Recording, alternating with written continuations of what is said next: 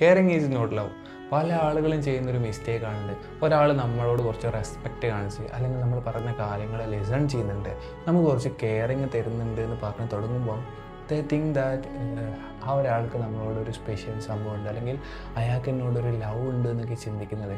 Actually അയാൾ നിങ്ങളെ flirt ചെയ്യുന്നതൊന്നുമല്ല. അയാൾ നല്ലൊരു മനുഷ്യനായതുകൊണ്ട് അയാൾ നിങ്ങൾക്ക് കുറച്ച് സമയം തരുന്നു അല്ലെങ്കിൽ നിങ്ങളെ ലിസൺ ചെയ്യുന്നു, നിങ്ങളെ കെയർ ചെയ്യുന്നു. That just because he's A good human being.